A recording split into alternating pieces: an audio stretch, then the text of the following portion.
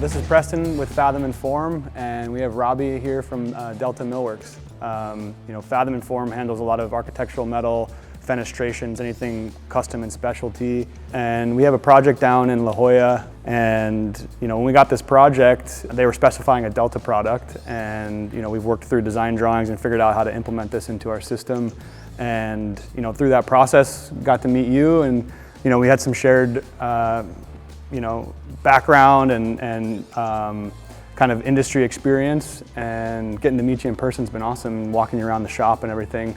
So I think we just wanted to touch base a little bit on that project and talk about things that kind of overlap, struggles that we've been through, talk about how we're going to implement your product into the systems that we're doing, and kind of go from there. Absolutely. Thanks for having us, Preston. Great shop. I just got the tour and have definitely learned more about architectural metalwork and fenestrations than I've ever known. It's a great company you have here. Y'all do really great work, and I think Delta and Fathom and Form really have some parallels in how we approach our products, our business, our clients. As you know, we're primarily in the wood siding business, so this type of application for our products is definitely unique, which we definitely like to see our products being used outside of wood siding and paneling. So yeah, I would love to chat more about these garage doors specifically, and also learn more about your business. Yeah, this one's kind of a special one for us too. Our businesses, we have two core kind of practices. One of them is fenestration, so steel doors, windows, and skylights. We have an NFRC certified product in that realm. Mostly glass that goes inserted into that stuff, so we don't always get to work with woods or different building materials. This project came up and it fits perfectly into the other facet of our business, which is the architectural metal side, which is very custom. So when we talk about product and we talk about fenestrations, that's pretty set in stone, but we get to be pretty creative on the other side with the architectural metal stuff. So I was really excited to work with your guys' product and see all the offerings that you guys have. And we didn't get to specify the wood that was going in there. That was done by the architect in the GC, but got your guys a sample in, and now we have your product in the shop. So all the preparation that we did for this project and in the design realm, getting the computer drawings together, getting everything approved, this is where the rubber meets the road. So sure, it's going to be fun to kind of talk with you through some of the attachment details that we're going to go through, and how we're going to make that and implement that. And it's going to look beautiful. It's cool because the rest of the building has the traditional uses of your product. The whole house is covered in the facade of your product. Vertical grain wood with that beautiful charred look and the textures and stuff. And then we're having to implement that system into our architectural side, which is a little bit more high detail. There's going to be a lot of handling concerns. You saw that stuff being unpacked and ran over to my guys. Made sure to give them a couple tips on how to handle that stuff. It's super delicate. It gets over everything. So, we're actually going to probably have to go through a pretty intense amount of handling with this stuff. So some other things that we talked about is, from an architectural perspective, is how we deal with these products, how we deal with clients, setting expectations, those types of things. So maybe you can speak a little bit about that, especially with this product being one of your more delicate ones, how you kind of handle those expectations and how you do that. Yeah, we did a Koya Gator product. The Gator is a Shou-suig-ban finish. We've been doing Shou-suig-ban for almost 15 years now, and that's an ancient Japanese method of charring wood for wood preservation and fire resistance. So you just heat that up with fire, and that's what gets the dark tones to it and all that look? Yeah, it's really a machine we built from the ground up. Basically, wood's fed through, basically a flame box. The flame's controlled, the feed rate's controlled. You have to put the fire out, the wood will ignite. So it's basically charred wood, but there's a lot of details and nuances of doing it. And then we apply a exterior oil on top of that to really protect the wood. And this is a product we've been selling for over 10 years now on the Koya product. But yeah, the Koya is a high performance wood, so you're gonna be dealing with a very stable wood, also very rot resistant wood. So that wood's not gonna move or shrink or crack on you at any point. It needs to be attached properly, of course. Yeah. But no, it's one of the most durable wood products on the market. Cool. And a very cool finish. So I mean, that Shou-suig-ban that'll match the siding of the house, and then implemented onto the gate there will be a really nice. Yeah, I'm excited for people to see it. You know, we got into a little bit of a conversation earlier about the innovation of those things and how, you know, we kind of innovate with our systems. One of the things that we do, and something that we implemented with this door for the La Jolla project, is we do a process called laser welding. You know, there's MIG welding, there's TIG welding, there's stick welding. A lot of these welds put a lot of heat into the material. They have weld swell. The actual beads are quite thick and unsightly. So our journey is always trying to make things look sleek and modern and clean. And this laser welding that we use for the door fabrication and some of the joints that we do for keeping out water and water infiltration, those are one of the things that kind of set us apart too. And so it's cool that this door will implement both of those things and be something that's really special. So one of the things I wanted to touch on just from our perspective and why this door is a fun project for us is, you know, like I said, we specialize in fenestrations, which is a product-based fabrication, like a design that we created. But this one sits firmly into architectural metal. And, you know, I think that's where our businesses overlap quite a bit, because there's a nuance, like, you know, if you order a product, you know what you're gonna get. But even with your product, there's so much that goes into it. There's so many different quality control points. You know, we talked about the problems that we run into with the nuances in finish work. If we're doing a patina surface or a tinted clear coat, you know, I might finish 2 doors at 2 different times in the day, and I'm gonna get one that's darker and one that's lighter.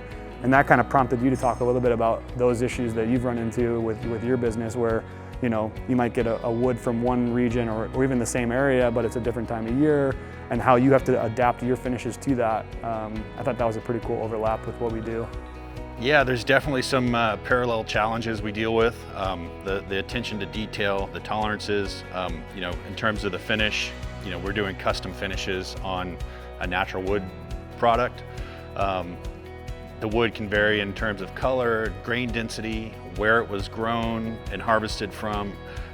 You know, batches of wood coming to us at different time periods. And we're a custom operation just like you are. So, you know, we're dealing with high-end architects. They want very specific looks, sizes, textures. So yeah, there's a lot of parallels with the attention to detail, the quality control standards we both have, and just the behavior of the raw materials, like the finishes you guys are doing, the finishes we're doing on wood. It's tricky, and there's not a lot of people doing it at this level. But yeah, there's a lot of parallels with wood and metal fabrication, and I frankly think that the 2 products need to be used jointly more often. Yeah, that would be. It's fun to put wood into our systems, because it really adds. You know, wood can be, or metal can be kind of like a cold substrate. You know, it's very rigid. There's a lot of sharp edges and things like that. And I think on the other side of it, wood kind of has the opposite effect. It really softens things. It makes it a lot more warm. So it's interesting that we're able to, and the cool part about steel is we can make bigger things, larger spans and stuff like that. So implementing these products into our system is something that we definitely want to get into and do a lot more of in the future. You have a wood background, don't you? Yeah, I do actually. Yeah, my formal education, I went to school for architecture, but got into woodworking afterwards. So I went to a boat building school up in northern Michigan for 2 years. Yeah. Really cool. And then I worked at a restoration shop in Michigan, and then moved to LA. And then I started a furniture company with a friend of mine. I was doing a lot of the woodworking, and he was the metal worker at the time. This was 10 or 15 years ago. And that's how I got into welding. So the evolution from building kind of like small furniture, going to flea markets, going to the Rose Bowl, going to Melrose Post, selling that stuff. That's how I met all of our initial clients. We run into them at the flea market. They want something custom. We kind of design it for them. We build into that. And with my architecture background, like the scale of what we're doing now was always like in my mind. I always wanted to do large scale things. I wanted to work in big teams, work with specialty vendors, premier vendors, to just bring something unique to clients. That's how it's always been. It's always been, anybody can build furniture, anybody can build doors and windows, anybody can, build gates or whatever.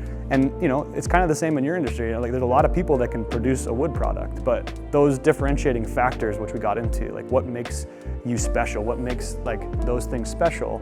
And one of the things we talked about, among a lot of other things, was kind of being detail oriented, making sure that we're pairing the product with the services. It may not be our issue once it leaves the shop, but we always know we're going to get a call. Yep. So how do we handle those things? How do we talk to people about that stuff?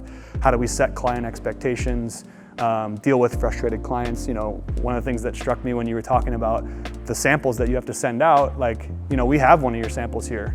It's about this big, It's like, how do you take a sample that's that small, that's probably been handled, that's probably been sitting out in the sun, might sit on somebody's desk for a year before, you get approval on it? How do we go through the process of setting those expectations on a run where you're providing, I can't even imagine some of your bigger projects, 10,000 square feet, more, yeah. Yeah, so those are things those are really important challenges that I think overlap with both businesses, whether we're doing clear coat or you're doing your nuanced stain finishes, or we're dealing with, bending or warping of heat in our materials, you're dealing with moisture and other things like that. So those are always interesting things to talk about that I think we both find a lot of joy or happiness or just like satisfaction in talking about, because you were asking me questions about how long does our clear coat last, how long is the warranty on this, and they're just awesome questions, because it's like sometimes we don't think about those things, we're just doing it and we're getting the product out there. But where is the brand promise? How do we improve those things? How do we answer those questions before they're asked? Because that obviously creates trust and loyalty within a team and also with a vendor and everything else. So I think that's what I've enjoyed most about the conversation that we've had today. Walking around the shop, getting inspired by something, asking a question about this, like, how do you do qual? How's that evolved? Those are really cool nuances of the business. And I think they're unique. Like you can't just pick up a phone and talk to somebody about that. I'd love to come up to Delta sometime and check that stuff out, be in your territory and see how you guys handle these issues too. Yeah, we'd love to have you. And I think setting expectations to clients is the most important thing. You have to have an amazing product, you have to have customer service, you have to have a team. But if an expectation is misconstrued or not set in the first place along the way, that's when we can get into trouble. It's not always just, well, you didn't make the product properly, or there was a defect here or there. It's, from that first phone call, I think setting those expectations is something that, at Delta, it's taken us a decade to learn how to do that, and that continues to evolve from a sample to, product descriptions to, setting expectations on performance to then, having multiple samples, mock-ups, making sure that, from the wood side, that the color, the grain, the profile, the coatings, it's going to meet people's expectations, and there's going to be no surprises. We don't like surprises, especially when a finished product is delivered to a job site. Yeah, and we talked about that here too. It's like, if we don't catch, so our first quality control starts with materials in. I'm sure that's probably one of your biggest QC points, right? Coming off the truck. Yeah, got to see where the grain is, how it allocates to. Do you have control samples of like different species of woods that you use to do that, or how is that just a visual? Is that based on experience? Like, how does that work? Well, with wood, we're working around grades. There's grade standards for most popular species. But yeah, when we're working with a natural product, so it's coming from a tree. The tree is cut into planks or boards of wood. Call it a 1x6. It's kind of our most popular size. I think we did a 1x4 for you guys. But yeah, coming off the truck, meeting grade, that can equate to the straightness of the board, the knot structures, the size consistency. Moisture content is a big thing. You have high moisture and it's too high, then that wood's going to lose moisture and then shrink and crack. So there's a lot of things we look at before the wood even hits a machine. Just the raw material inspection is a big operation. We just have a few people checking in wood coming off the trucks, making sure that the quantities are right. We have a truckload of wood with a few thousand pieces of wood on it. We can't check every single one of them, but making sure the batch is in good shape before it hits our machines. And then, from there, I think we have about, 10 people touching an average size order. With your Shou-suig-ban, it adds another 2 to that. But so yeah, there's a lot of hands, from the molder to the brush to the burn to the coatings. On the coatings, we're doing multiple steps. To freight, we're doing quality control on the finished product coming out. Yeah, one of the things that I liked that you were saying that stuck out was just meeting grade. That's a cool term, because it's like you have an expectation of what it arrives to, and you have to make sure that everything is of that. And it's just funny, because when you first start out in the business, you just assume that everything's going to meet grade because it came here. Somebody else looked at it. It has to be right, And that's where we run into a lot of problems. So I thought that was a cool terminology for that process that you guys are doing there. And then, I think the parallels in wood being a natural product, steel's manufactured, but it comes from a natural, source. It has different metallurgy, different nuances to the material. Those are really interesting parallels to the two businesses. And, one thing that seemed like one of the things you were really interested earlier was like, hey, how do you guys do QC? Like, what do you do? How have you evolved that in time? Everyone does it differently. Yeah, and I think that's such an important thing to talk about, because I can learn something from, even though we don't do any wood, really, not a lot, but just you walking over there and knowing how to handle it, having an expert here. Hey, you don't want to grab that side. This is the back side. Make sure you know that. This is where it's going to get light, Those are nuances of experience, and I think that's something that we've been able to connect on, is the quality control, and then also just our time in the industry. It's just cool to talk to you about that stuff. So thanks, I appreciate that. Yeah, thanks for that chat earlier. I definitely learned some things from you guys. As I said, everyone does it differently, and that's a never-ending goal of operations like ours. That never ends. You can always add another layer of quality. Worst case scenario, we don't want anything going out the door that's defective, doesn't meet grade, doesn't meet the client's expectations. So, problems happen, as we were talking about.